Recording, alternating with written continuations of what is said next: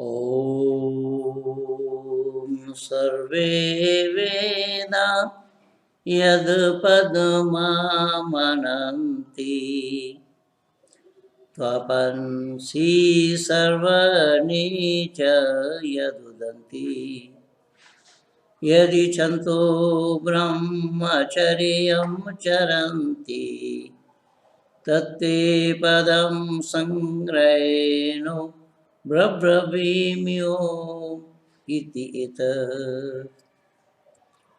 आदर और सम्मान के योग्य उड़ीसा युवा आर्य समाज के सभी कार्यकर्ता और अधिकारी वर्ग, इस कार्यक्रम में सम्मिलित हुए सभी भद्र पुरुषों, मातृशक्ति, भाई सुरेंद्र जी और जितने भी हमारे साथ जुड़े हुए हैं, मैं सबका अभिवादन करता हूँ। ये श्रृंखला जो युवा आर्य समाज की ओर से जो आप लोगों ने चला रखी है, आप लोगों को जितना भी धन्यवाद दिया जाए, जितना भी साधुवाद दिया जाए, उतना ही कम है। कारण जिस काम को लोग करना नहीं चाहते, जिस काम को लोग छोड़ चुके हैं, जिस काम को लोग छोड़ चुके थे या छोड़ चुके हैं, उसी काम को आप लोगों ने जन जन तक पहुंचाने का बीड़ा उठाया है।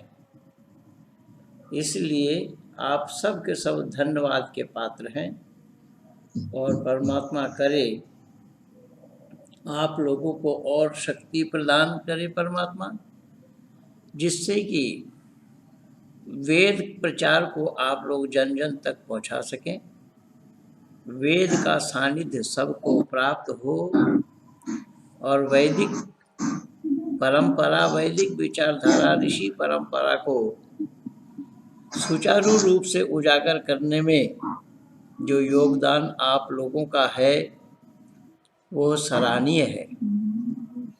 और जितने भी कार्यकर्ता हमारे हैं इस युवा आर्य समाज में, वो भागा दौड़ी निरंतर इसी बात को लेकर के कर रहे हैं कि उड़ीसा के अंदर में किस प्रकार ऋषिवर देव दयानंद के विचारधारा को जन जन तक पहुंचाया जाए।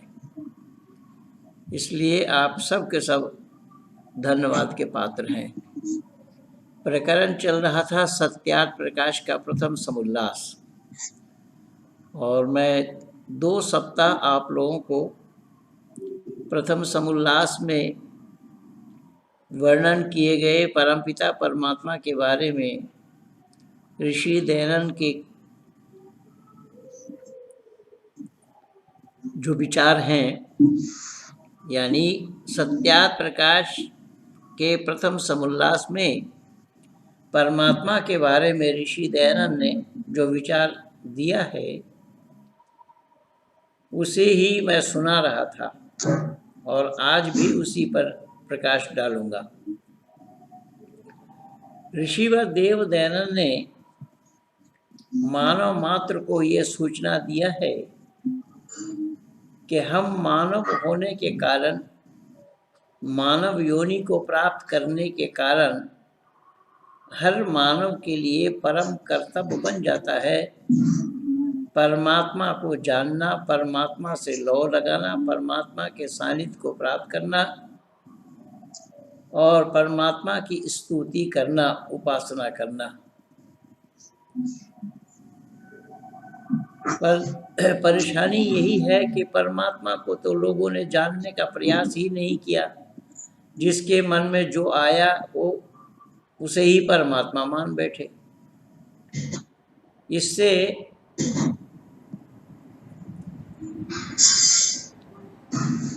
समाज को बहुत बड़ा नुकसान हुआ है कि मानव होकर भी हम परमात्मा को नहीं जान पाए। ये बहुत ही दुखद विषय है।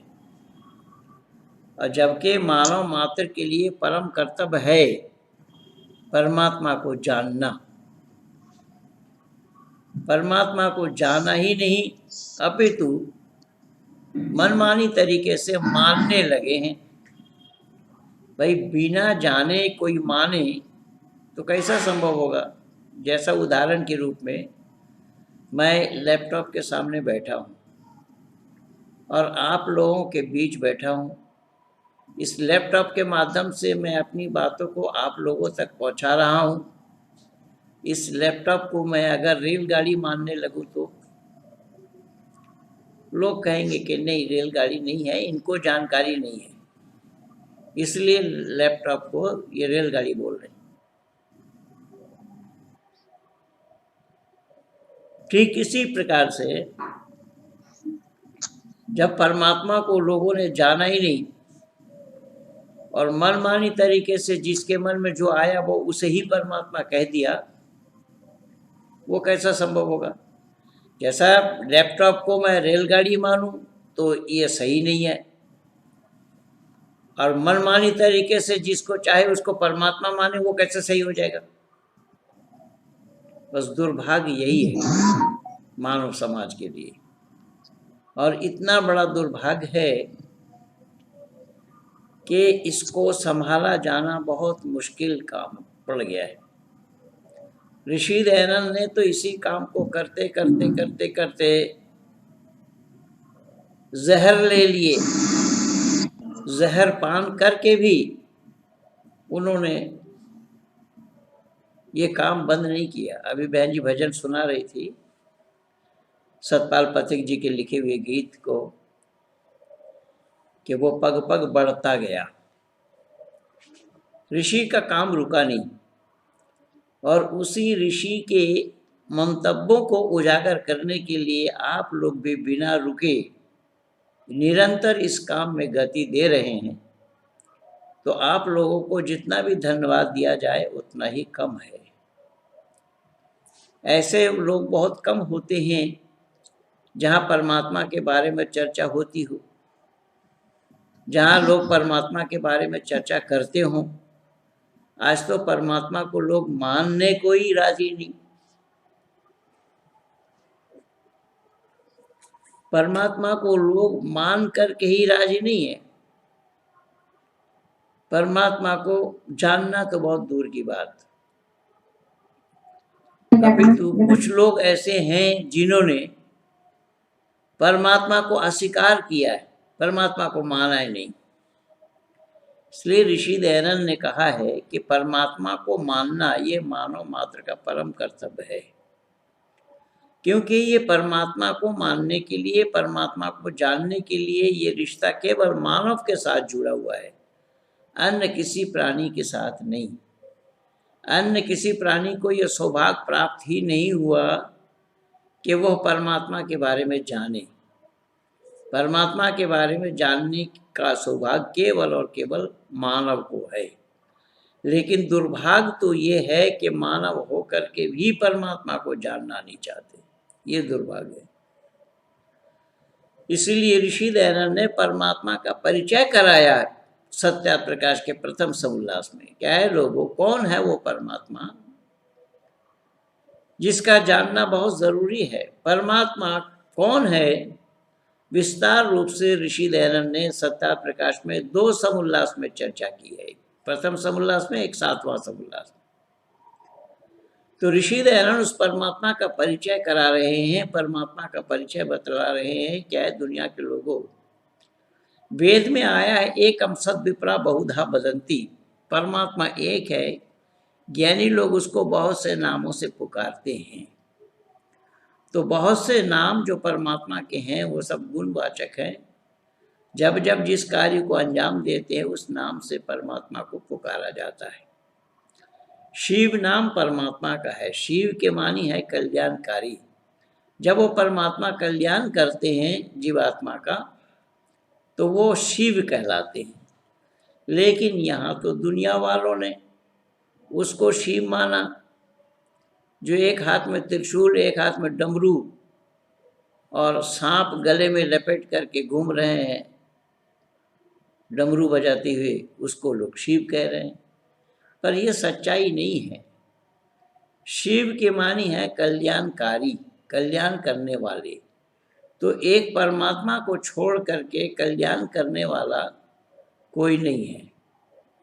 जहाँ तक शिव की बात है, वो तो जो लोगों की कल्पना है, उसी कल्पना के आधार पर उसकी शक्ल सूरत इस तरीके का दे करके रखा है कि शिव जो है वो सांप के जहर को भी पी जाते हैं। तो अगर इसको ऋषि दयानंद के साथ मिलाना चाहेंगे तो भी संभव होगा कि ऋषि दयानंद ने भी ऐसे ही विष के हलाहल को अपने गले के नीचे उतार करके ही मानव समाज को वेद के बारे में जानकारी कराया। तो वो शिव जो कल्याणकारी है, लेकिन उस शिव के नाम से जो व्रत रखते हैं, ऋषि दयानंद भी उस व्रत को रखे थे। लेकिन उस व्रत को रखने के बाद जो उन्होंने देखा शिवालय में, उससे उनके मन में ये शंका पैदा हो गया कि यह असली शिव नहीं है जो एक चूहा को नहीं भगा सकता। असली शिव को हमें पाना चाहिए। असली शिव कौन है, इसी को पाने के लिए उन्होंने अपने माता पिता के लाड और प्यार को त्याग दिया, घर से निकल पड़े, जंगल जंगल में तपस्या करते रहे। किसी ने उनके सामान ले लिया, किसी ने कुछ किया, आदि आदि। तो ऋषिवर देव दयानंद ने इसीलिए मानव समाज से कहा कि भाई हमारा नाम मानव है, हम मननशील है, मत्वा कर्मणि सिद्धते। यानी मानव वही है जो विचारवान है, विचारशील है, विचारपूर्वक काम करता है, उसका नाम मानव पड़ा है। तो ऋषि कह रहे हैं कि जब हम मानव हैं तो हम मानव के लिए परम कर्तव्य बन जाता है कि वो परमात्मा कौन है उसे जाने। यही कारण बना कि उन्होंने आर्य समाज के दूसरा नियम में भी परमात्मा के लगभग 22 नामों की चर्चा की है, और उसमें ऋषि कह रहे हैं कि वो सत्य है, चित्त है और आनंद स्वरूप है, जिसको सच्चिदानंद स्वरूप कहा गया है। कि 3 गुण वाला है परमात्मा। परमात्मा के अंदर में 3 गुणों को ढूंढो, देखो, अगर 3 गुण मिले तो उसे ही परमात्मा जानना और मानना। 3 गुण क्या बताया कि वो सत्य है, चित्त है और आनंद स्वरूप है। जीवात्मा का भी गुण बता दिया कि जीवात्मा में 2 गुण है, वो सत्य है और चित्त है, लेकिन आनंद स्वरूप नहीं है। जीवात्मा कभी आनंदित होते हैं, कभी आनंद से वंचित होते हैं, और परमात्मा कभी आनंद से वंचित नहीं होते। दुख परमात्मा को छू नहीं सकता। परमात्मा में रूप, रस, गंध, शब्द और स्पर्श, ये 5 जो हमारे ज्ञानेंद्रियों का काम है, इन ज्ञानेंद्रियों से परमात्मा कोसों दूर है। तो दुर्भाग्य ये है कि परमात्मा को लोगों ने जाना नहीं, और मनमानी तरीके से जिसके मन में आया, किसी ने राम को परमात्मा कह दिया, किसी ने हनुमान को ही परमात्मा कह दिया, किसी ने कृष्ण को परमात्मा कह दिया, किसी ने किसी को कह दिया, ये सब काम हुआ है। लेकिन यहाँ जो पते की बात है, जो ऋषि दयानंद बतला रहे हैं कि जो परमात्मा है उसमें 3 गुण है, सत्य, चित्त और आनंद स्वरूप है। और जो जन्म लेते हैं, कई बार लोग कहते हैं कि विष्णु के अवतार हैं, राम के लिए भी कह देते अवतार हैं, और कृष्ण के लिए भी कह देते अवतार हैं। और कृष्ण के लिए क्या देते हैं? कृष्ण के लिए तो लोगों ने यहाँ तक माना है कि कृष्ण महापुरुष मानने के बजाय परमात्मा माना है। और मान्यता ये है कि एक बार कृष्ण के नाम लेने से इतना पाप का हरण हो जाता है कि मानव में क्या मजाल है कि उतना पाप कर जाए। तो कृष्ण के नाम लेने से पाप का हरण हो जाता है। पर ऋषि दयानंद कह रहे हैं कि ऐसा नहीं होगा। कृष्ण हमारे जैसे ही मानव थे, महामानव थे। अब यहाँ महाभारत में भी देखेंगे, महाभारत के शांति पर्व में भी इन्हीं बातों की चर्चा की गई है। तो परमात्मा के लिए जब पूछा जाएगा कि परमात्मा स्त्रीलिंग है, पुल्लिंग है कि नपुंसकलिंग है, किस में परमात्मा को माना जाता है? परमात्मा स्त्रीलिंग नहीं, पुल्लिंग नहीं, नपुंसकलिंग भी नहीं है। तो परमात्मा को अगर स्त्रीलिंग, पुल्लिंग और नपुंसकलिंग में बांधा नहीं जाता, तो कृष्ण को ईश्वर मान रहे हैं, तो कृष्ण को किस लिए मानेंगे, कैसा मानेंगे? स्त्रीलिंग मानेंगे, पुल्लिंग मानेंगे या नपुंसकलिंग में मानेंगे? अब कृष्ण को जब मानने लगेंगे तो कृष्ण के लिए पुल्लिंग में ही मानना पड़ेगा, और वो भी माता पिता के 8वां नंबर के संतान के रूप में आए धरती पर। उससे पहले उनके 7 भाई बहन गुजर चुके थे। तो जो माता के गर्भ में जन्म ले रहे हैं, माता के उदर से जन्म ले रहे हैं, वो परमात्मा क्यों और कैसे होंगे? इसलिए ऋषि दयानंद ने 100 नामों की व्याख्या की है सत्यार्थ प्रकाश के प्रथम सबुल्लास में, कि ऐ लोगों, वह परमात्मा कौन है पहले जानो। परमात्मा को जाने बिना किसी को परमात्मा कह देना ये खतरा से खाली नहीं है। खतरा से खाली इसलिए नहीं है कि जो परमात्मा नहीं है उसको परमात्मा कहना गलत होगा, झूठ होगा। इसलिए ऋषि कह रहे हैं कि ऐसा संभव नहीं। तो परमात्मा के 3 गुण जो बतलाए हैं ऋषि, कि वो 3 गुण वाला है, ये 3 गुण ना तो राम में है और ना कृष्ण में है। तो जब राम में 3 गुण नहीं, कृष्ण में 3 गुण नहीं, फिर उसी राम को या कृष्ण को ईश्वर कह देना ये क्यों और कैसा संभव होगा? आप कहेंगे कैसे नहीं? तो उदाहरण के रूप में देखिएगा कि मर्यादा पुरुषोत्तम राम आनंद स्वरूप नहीं थे, आनंद से वंचित थे। जब माता सीता को उठाकर ले गया रावण, तो रावण के उठा लेने से मर्यादा पुरुषोत्तम राम दुखी हो गए और दुखी हो करके सीता के वियोग में बिलख रहे, रो रहे हैं, जटा जूटों से पूछ रहे हैं, लता वृक्षों से भी पूछ रहे हैं सीता का पता।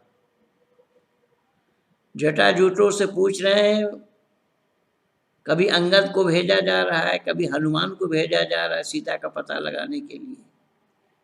तो उस समय राम आनंद स्वरूप थे क्या? राम आनंदित थे या आनंद से वंचित थे?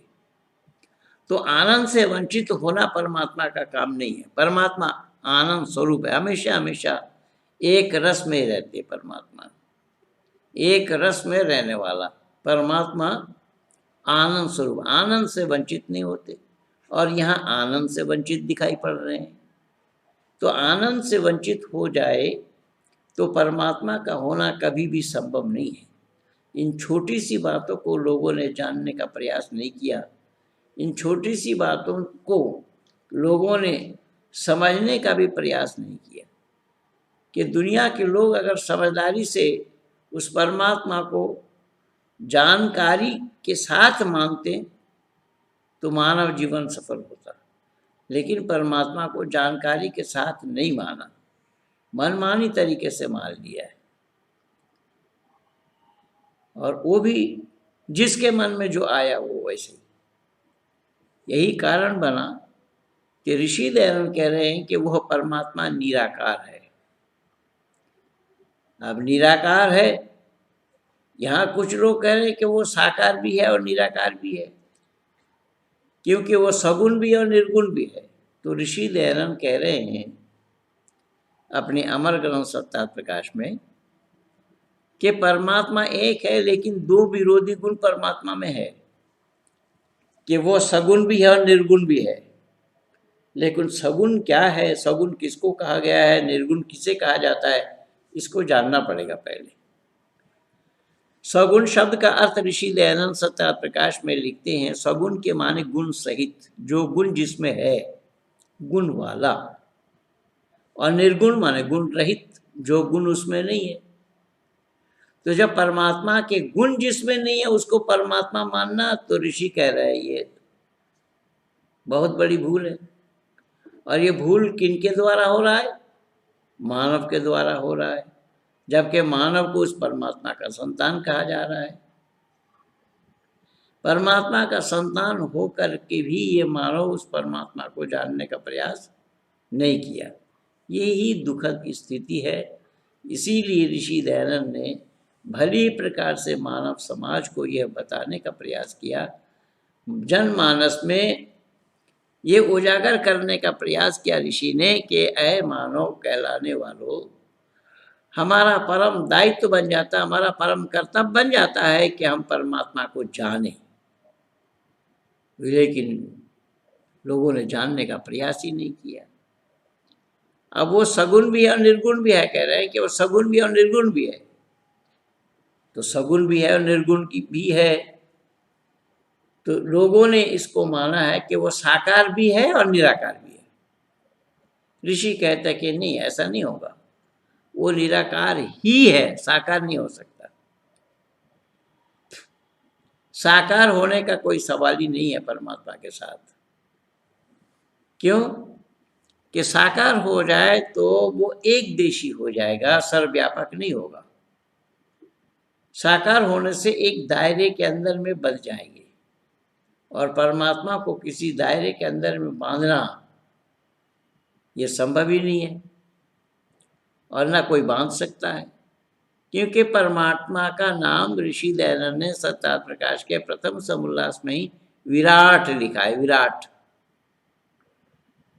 कि परमात्मा विराट होने के कारण किसी सीमित दायरे के अंदर में परमात्मा को बांधा जाना संभव नहीं है। इसलिए ऋषि दयानंद ने पहला ही शब्द दिया है परमात्मा के नामों के लिए कि वो विराट है, किसी दायरे में वो बंधने वाले नहीं है। अगर परमात्मा को किसी दायरे में बांध दिया जाए तो परमात्मा पर दोष लगेगा। दोष क्या लगेगा? दोष ये लगेगा कि वो सर्वशक्तिमान है, उसकी दायरा छोटी हो जाएगी। इसलिए ऋषि ने विराट शब्द लिखा है कि वो परमात्मा विराट है। अब सत्य चित आनंद स्वरूप होने के कारण ही वो निराकार बताया है। अगर वो आनंद स्वरूप ना होते तो निराकार होना संभव नहीं। इसलिए परमात्मा सगुण भी है और निर्गुण भी है। सगुण माने गुण सहित। किसमें गुण है? कि सृष्टि की रचना करने में परमात्मा सगुण है, उसको इस स्थिति में लाने में परमात्मा सगुण है, प्रलय करने में परमात्मा सगुण है, मनुष्य मात्र के किए हुए कर्मों का फल देने में भी परमात्मा सगुण है। परमात्मा को किसी से सलाह मशवरा करने की आवश्यकता नहीं है, परमात्मा को किसी से परामर्श लेने की करने की आवश्यकता नहीं है। ये सगुण है। और निर्गुण, निर्गुण के माने गुण रहित लिखा है ऋषि ने। ऋषि लिख रहे हैं कि निर्गुण के माने गुण रहित, अर्थात जो गुण जिसमें नहीं है। तो परमात्मा में कौन सा गुण नहीं है? तो परमात्मा में मानवकृत कार्य का गुण नहीं है, लेकिन दुनिया के लोग हर काम में परमात्मा को घसीट लेते हैं। कुछ लोगों का कर परमात्मा की इच्छा, जबकि परमात्मा की इच्छा नहीं होती। परमात्मा एक रस में ही है, परमात्मा आनंद स्वरूप है, उससे अलग नहीं होता। तो जब परमात्मा निर्गुण के मानी जो गुण जिसमें नहीं है, जैसे हल चलाने में परमात्मा निर्गुण है, हल चलाने का काम परमात्मा का नहीं है, संतान उत्पत्ति करने का काम परमात्मा नहीं है, बाजार में मार्केटिंग करने का काम परमात्मा का नहीं है। तो इस तरीके से काम बटा हुआ है।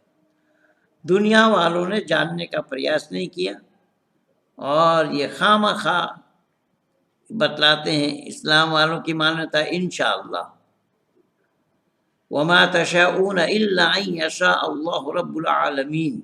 कुरान कह रहा है कि अल्लाह जो चाहता है वही होता है, अल्लाह जो नहीं चाहेगा नहीं होगा, क्योंकि वो कादिर मुतलक है, सर्वशक्तिमान है।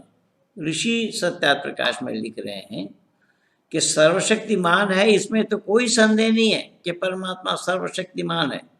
सर्वशक्तिमान के माने ये तो नहीं है कि जो मन में आए सो करे। ऋषि कह रहे हैं कि ऐसा संभव ही नहीं है। जो मन में आए सो करे ऐसा काम परमात्मा का नहीं है। परमात्मा का काम सारा सिस्टम से होता है, सिस्टमेटिकल तरीके से होता है। सिस्टम के बगैर परमात्मा का काम नहीं होगा। जैसा उदाहरण के रूप में कि आम और इमली दोनों पेड़ को एक जगह कंबाइंड करिए और मिट्टी में डाल दीजिए, यानी लगा दीजिए उस पेड़ को, तो आम के पेड़ में इमली का स्वाद मिलना मुश्किल है और इमली में आम का स्वाद मिलना मुश्किल है। इमली के पेड़ को देख करके ही जाना जाता है कि ये पेड़ इमली की है। आम के पेड़ को ही देख करके जाना जाता है ये पेड़ आम का है। नारियल के पेड़ को देख करके जाना जाता है ये नारियल का है। सुपारी का पेड़ को देख करके ये जाना जाता है ये सुपारी का पेड़ है। यानी नारियल कभी सुपारी में परिवर्तन नहीं हो सकता और सुपारी कभी नारियल में परिवर्तन नहीं हो सकता। ये ईश्वर के विधान है, ये उसकी निज़ाम है, ये उसकी व्यवस्था है। लेकिन मानव समाज में आज उसकी व्यवस्था पर दखल अंदाजी करना शुरू किया और मानव कह रहे हैं कि वो जो चाहेगा सो होगा। वो जो चाहेगा क्यों चाहेगा? वो जो चाहेगा शब्द जो लगाया जा रहा है परमात्मा के साथ वो ज़बरदस्ती है। वो जो चाहेगा क्यों चाहेगा? चाहने के लिए कुछ कारण होना चाहिए, कारण के बगैर क्रिया नहीं होगा। तो जब कोई कारण नहीं तो फिर क्यों चाहेगा वो? यही नहीं, सृष्टि की रचना में आप कहीं भी देखेंगे, इसीलिए तो वेद में भी आया है, वेद मुकद्दस में भी परमात्मा का यही उपदेश है कि मुझे मत देखो, पश्य काव्य मेरी रचना को देखो। तो ऋषि दयानंद भी यही कह रहे हैं कि ऐ दुनिया के लोगों कि परमात्मा को मत देखो, परमात्मा की बनाई हुई जो ये सृष्टि रचना है इसी रचना में ही देखो, इसी रचना को ही देखो और परमात्मा का आभास करो। लेकिन दुनिया वालों ने तो इस सच्चाई को जानने का प्रयास नहीं किया। दुनिया वालों ने नहीं माना इसे, दुनिया वालों ने इसे मानने को तैयार भी नहीं हुए और डाल दिया अल्लाह को, डाल दिया परमात्मा को। अल्लाह की मर्जी है। तो जब अल्लाह की मर्जी है, अल्लाह जो चाहता है वही होता है, ये बात अगर सही है तो पाकिस्तान जिस मुसीबत से इस समय गुजर रहा है, क्या अल्लाह ने चाहा? छोड़िए, हम भारतवासियों को छोड़िए, हम तो गैर मुस्लिम हैं, तो भारतवासियों को छोड़िए, भारत के लोग किसान आंदोलन के लिए परेशान हो रहे हैं। लेकिन आज प्रधानमंत्री जी ने बहुत सुंदर भाषण दिया लोकसभा में। तो कहने का तात्पर्य मेरा ये है कि भारत में जो परेशानी है, परेशानी भारत में नहीं है, क्योंकि इसमें से किसान तो कोई है नहीं। ये तो किसान का भेष बना करके ही आतंकवादी लोग लगे हुए हैं और उन्हें हवा दे रहे हैं सब राजनेता। तो इसी तरीके से परमपिता परमात्मा के जो कार्य है उस कार्य में मानव दखल अंदाजी नहीं कर सकता। परमात्मा के जो कार्य, अगर मानव दखल अंदाजी कर लेता होता तो सूरज नहीं बना सकता, आज तक नहीं बना पाया। आज तक सूरज बना दिया, सूरज नहीं बना सकता। ईश्वर अधीन जितने भी चीजें हैं, ईश्वर अधीन जितनी भी चीजें हैं, उन चीजों का बनाया जाना ये मानव की बस की बात नहीं है।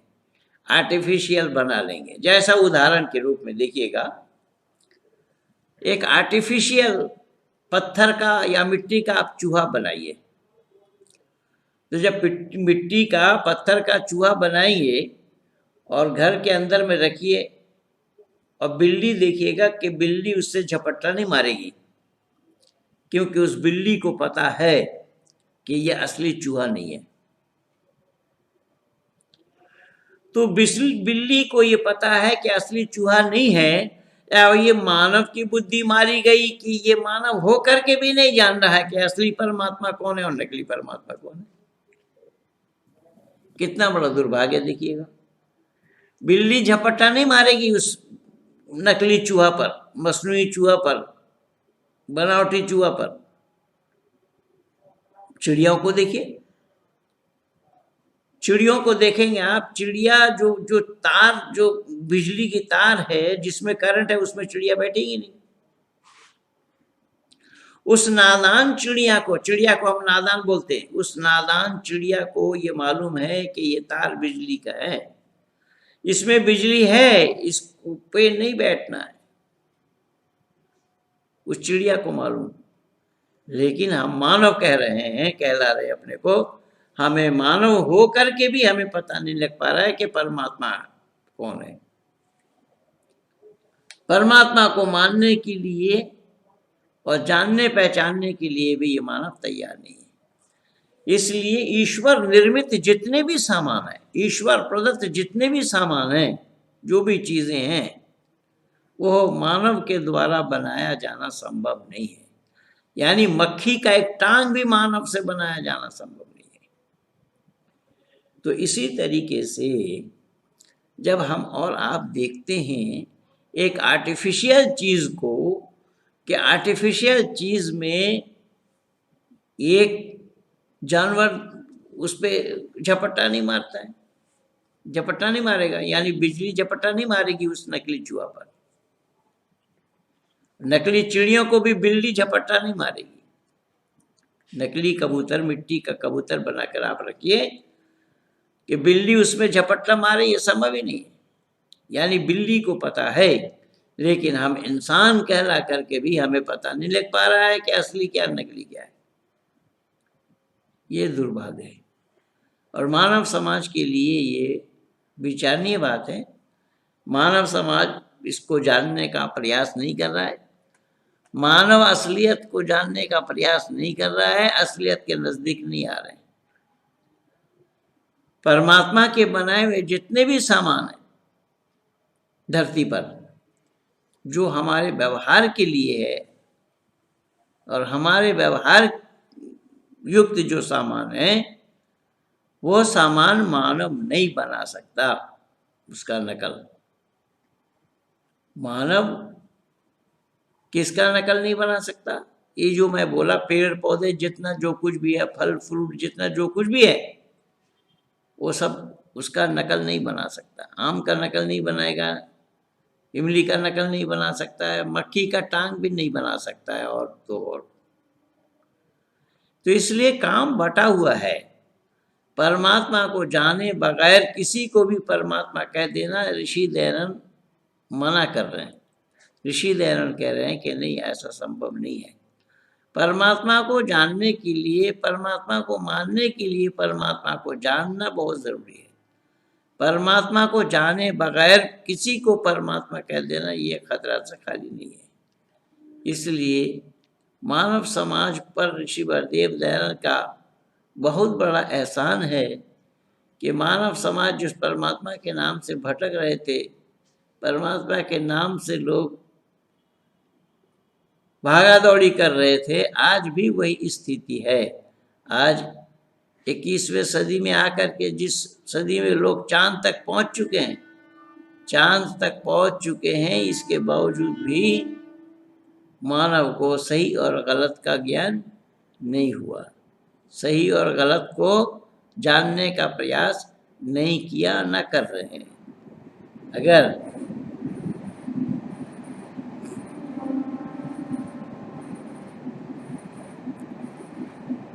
ये मानव कहलाने वाले ही परमात्मा को जानने लग जाएं और किसी की आवश्यकता नहीं है। इसलिए ऋषि दयानंद ने सत्याप्रकाश के प्रथम समोल्लास में इसी विषय को बहुत विस्तार रूप से खोल करके बताया मानव समाज को कि अय मानव, हम परमात्मा के ही संतान हैं और हम परमात्मा के संतान होने के कारण परमात्मा के गुणों को हम धारण करें। धियो यो न प्रचोदयात् बोला गया है कि परमात्मा के गुणों को भी धारण करें, लेकिन गुण धारण करना तो दूर की बात, हम तो परमात्मा को मानना ही नहीं चाह रहे हैं, गुण क्या धारण करेंगे।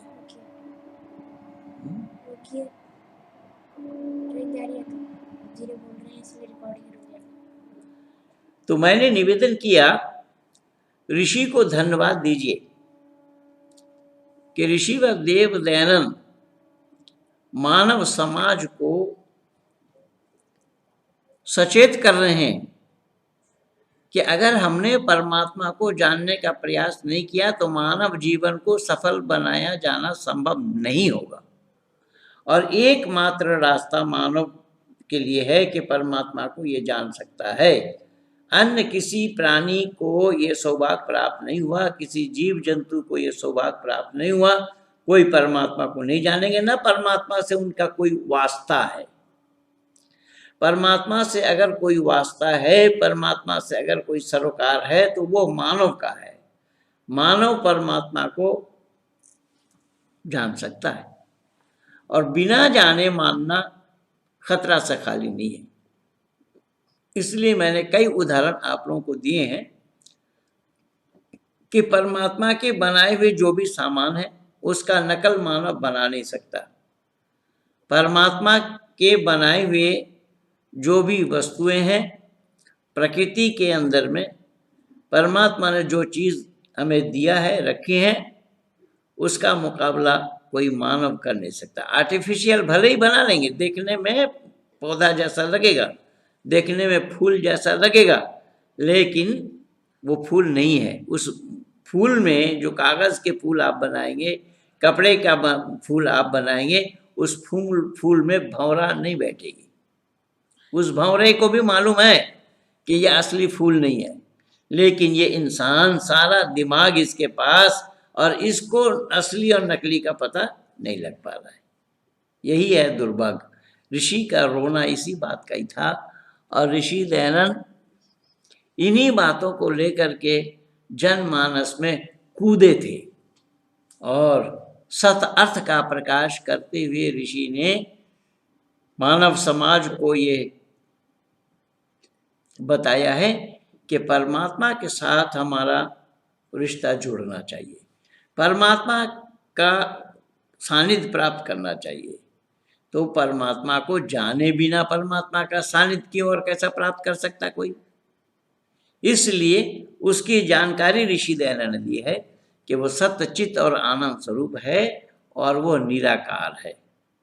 इसीलिए वो सर्वशक्तिमान है, न्यायकारी है, दयालु है, अजन्मा है, अनंत है, निर्विकार है, अनादि है, अनुपम है, सर्वाधार है, सर्वेश्वर है, सर्वव्यापक है, सर्वयंत्रयामी है, अजर, अमर, अभय, नित्य और पवित्र और सृष्टि करता है। ये सारा गुण होने के कारण ही वो सृष्टि करता है। लेकिन सृष्टिकर्ता जो परमात्मा है, तो परमात्मा की सृष्टि में परमात्मा ने जो सामान दिए हैं, जो चीज़ें दिए हैं, वो इंसान उसको बना नहीं सकता, वो इंसान की बस की नहीं है। इसीलिए ऋषि ने बहुत सुंदर ढंग से मानव समाज के बीच में ये संदेश दिया है कि अय मानव, परमात्मा को जानो। केवल मानने से बात बनेगी नहीं, परमात्मा को जानो तो उसके बाद मानो। लेकिन यहाँ दुनिया वालों ने ऐसा नहीं किया। दुनिया वाले कहते हैं कि मानो बाद में जानो। अरे मानो जब बाद में कैसे जानेंगे आप? आपने मान लिया, जिसको मानना नहीं है उसको, मिट्टी की बनी हुई मूर्ति को आपने परमात्मा मान लिया, तो उसके बाद जान करके क्या करेंगे और जानेंगे क्या? और इसमें भी कुछ लोग अटकल लगाते हैं। कुछ लोग तो ये कहते हैं कि मूर्ति पूजा करना ये प्राथमिक क्लास की पढ़ाई है, प्राथमिक प्राइमरी स्कूल की पढ़ाई है, तो अगर मूर्ति पूजा प्राथमिक स्कूल की पढ़ाई है तो जन्म से लेकर के मृत्यु पर्यंत तक प्राथमिक स्कूल में ही रहेंगे, प्राइमरी स्कूल में ही रहेंगे, आगे हाई स्कूल में नहीं जाना, कॉलेज जाना नहीं है, यूनिवर्सिटी नहीं जाना है। इसलिए कुल मिला करके सब ने मिलकर परमात्मा के साथ मजाक बनाया है, और परमात्मा जो नहीं है उसे परमात्मा मानकर ये मानव अपना ही जीवन व्यर्थ गंवा रहे हैं। इसलिए आइए, जितना समय आपका था वो समय करीब होने वाला है, तो मैं नहीं चाहता कि आप लोगों के समय को मैं और ज़ाय करूं।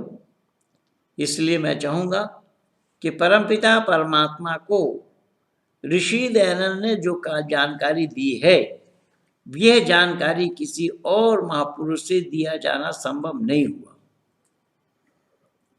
अब आप कहें कैसे कि जितने भी महापुरुष आए थे, महापुरुषों ने परमात्मा के बारे में जानकारी नहीं दी? जी नहीं, मैं दावा के साथ कहूंगा।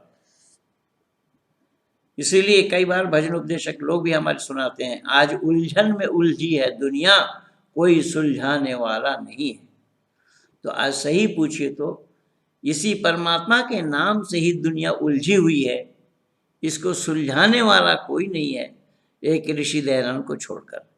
ये जितने भी आए, बड़े बड़े महापुरुषों का आगमन हुआ, बड़े बड़े पथ प्रदर्शक आए, बड़े बड़े पैगंबर आए, बड़े बड़े महापुरुषों का आगमन हुआ, परमात्मा का सही और सच्चा पता एक ऋषि दयानंद को छोड़ करके किसी ने भी बताने का प्रयास नहीं किया।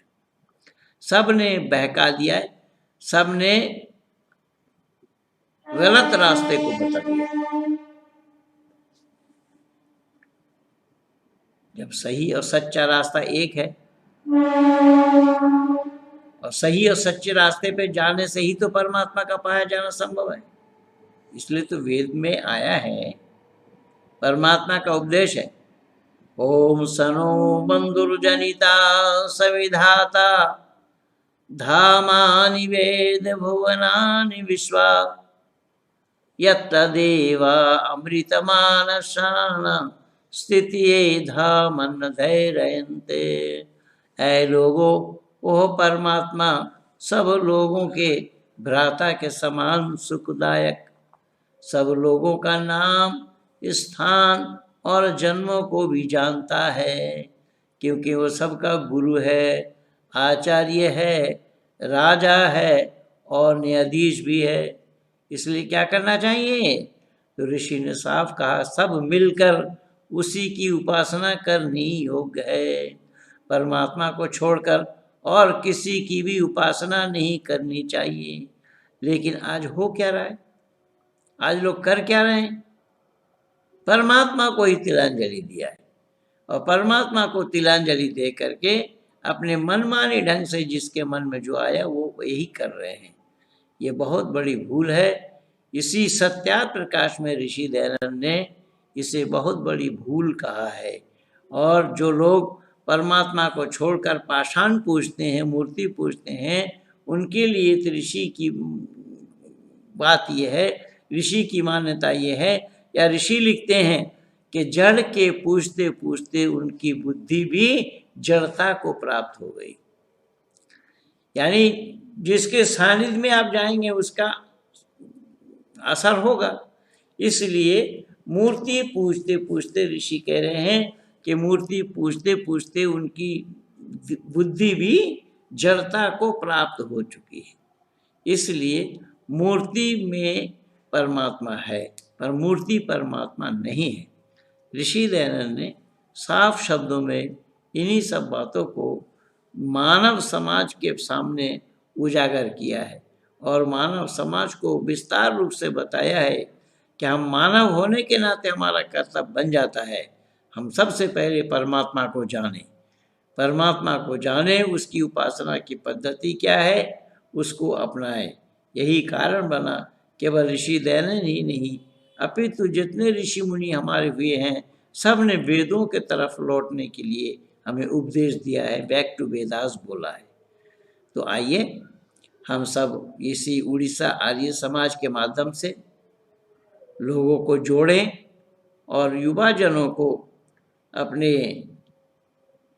वैदिक परंपरा के अंतर्गत उनको जोड़ें, उनको अपने साथ मिलाएं, उनको वेद के बारे में जानकारी कराएं, ज़्यादा से ज़्यादा सत्य सनातन वैदिक धर्म का प्रचार हो। इन्हीं शब्दों के साथ मैं चाहूँगा कि अपनी वाणी को यहीं पर विराम दूँ। आप सब लोगों को बहुत बहुत धन्यवाद।